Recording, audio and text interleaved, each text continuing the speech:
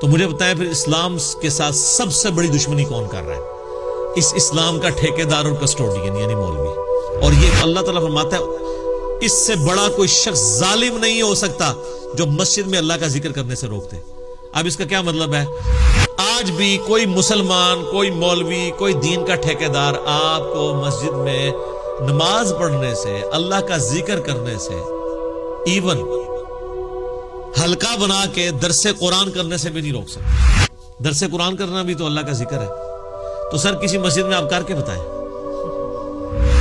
تو مجھے بتائیں مشرکین عرب جو نبی علیہ السلام کو حرم میں نہیں نماز پڑھنے دیتے تھے، ان میں اور ہمارے علماء میں کیا فرق ہے؟ اور جو مسجدوں میں لکھ کے انہوں نے لگایا ہوتا ہے کہ امام مسجد کی اجازت کے بغیر کوئی درس نہیں دے سکتا، نہ چندہ اکٹھا کر سکتا ہے.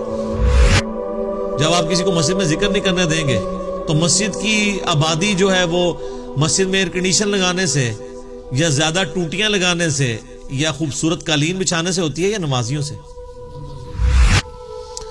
وَمَنْ أَظْلَمُ مِمَّنْ مَنَعَ مَسَاجِدَ اللَّهِ أَنْ يُذْكَرَ فِيهَا اسْمُهُ وَسَعَى فِي خَرَابِهَا.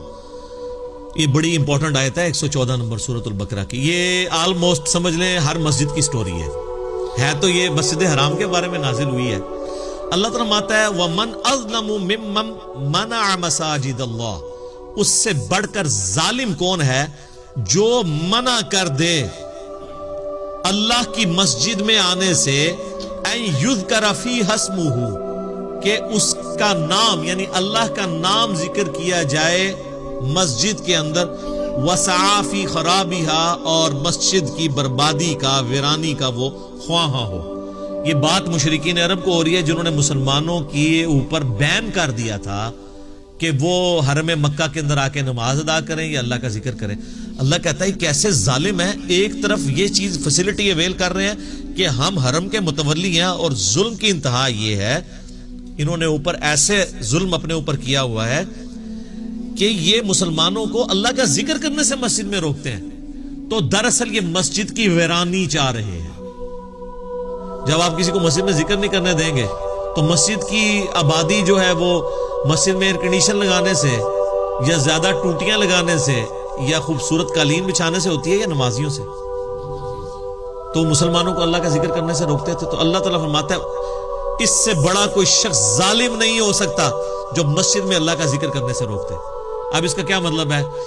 آج بھی کوئی مسلمان، کوئی مولوی، کوئی دین کا ٹھیکیدار آپ کو مسجد میں نماز پڑھنے سے، اللہ کا ذکر کرنے سے، ایون حلقہ بنا کے درس قرآن کرنے سے بھی نہیں روک سکتا.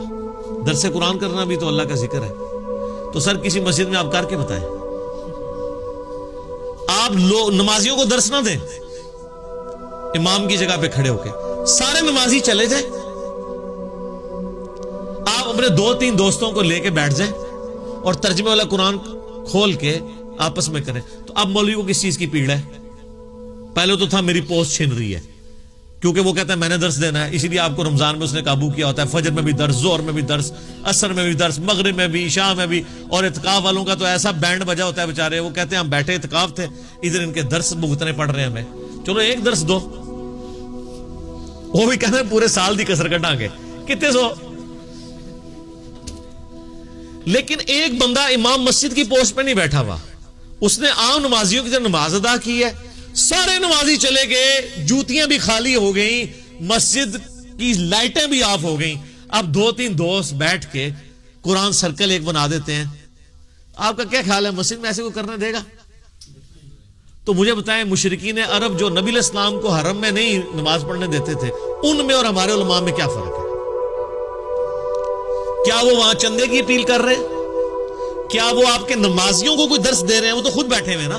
نمازی کو تو تب ہونا جب آپ سلام پھیرے تو کہنا مولوی سائڈ دو، ہمیں درس دینا ہے، پھر تو گل ٹھیک ہے. اور جو مسجدوں میں لکھ کے انہوں نے لگایا ہوتا ہے کہ امام مسجد کی اجازت کے بغیر کوئی درس نہیں دے سکتا، نہ چندہ اکٹھا کر سکتا ہے، یہ بھی لکھا ہوتا ہے. جہاں سیانے تھے نا وہ، اور یہ بھی لکھا ہوتا ہے ساتھ.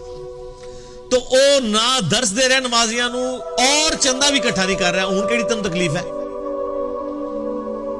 لیکن سر میں آپ کو اس بات کا ایک تلخ پہلو بتاؤں.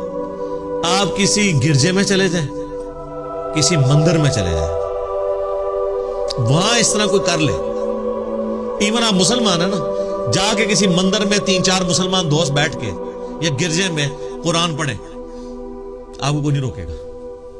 یہ آپ بھی مانتے ہیں کہ ایسا نہیں ہوگا. وہ خوش ہوں گے کہ یار مسلمان آئے ہیں ہمارے ادھر بیٹھے ہوئے. ہوتا ہے کوئی 2-4 چیزیں بھی لا کے آپ کے سامنے رکھتے ہیں. اگر آپ کو یقین نہیں آ رہا، آپ یورپ میں پوچھ رہے ہیں لوگوں سے، کتنے پادریوں نے مسلمانوں کو گرجے بیچے ہیں کہ یار ہمارے لوگ تو آنا چھوڑ گئے ہیں، سستے داموں لے لو، ہم نے مارکیٹ کے لیے یا کاروبار کے لیے نہیں اس کو بیچنا، چلو تم مسجد بنا لو. یار ایک ریلیجن کی ایک ٹوٹی پوٹی فارم تو ہے ہی ہے نا جو وہ سمجھتے ہیں. لیکن یہاں آپ کر کے دیکھیں تو مجھے بتائیں پھر اسلام کے ساتھ سب سے بڑی دشمنی کون کر رہا ہے؟ اس اسلام کا ٹھیکیدار اور کسٹوڈین یعنی مولوی. اور یہ وہی نیچر ہے. اللہ تعالیٰ فرماتا ہے اس سے بڑا ظالم کوئی نہیں جو مسجد میں اللہ کا ذکر کرنے سے روک دے اور وہ اس کی ویرانی کا خواہاں ہو. اولئک ما کان لہم ان یدخلوها الا خائفین. اور ان کے لیے تو مناسب نہیں تھا مگر یہی کہ یہ خود بھی مسجد حرام میں اللہ کے گھر کے اندر داخل ہوتے ہیں مگر ڈرتے ہوئے. ان کو چاہیے تھا کہ خود بھی خوف خدا کرتے اور دوسروں کو بھی آ کے یہاں پہ عبادت کرنے دیتے اللہ کی. الٹا انہوں نے لوگوں کو روکنا شروع کر دیا. لہم فی الدنیا خزی ولہم فی الآخرۃ عذاب عظیم. ایسے لوگوں کے لیے دنیا کی زندگی میں بھی رسوائی ہے اور آخرت کا بہت بڑا عذاب ان کا انتظار کر رہا ہے. یہ نہ سمجھیے گا یہ کوئی ماضی کا کوئی ایک جملہ اور سٹیٹمنٹ ہے. قیامت تک جو بندہ مسجد میں اللہ کا ذکر کرنے سے روکتا ہے ایسے ہی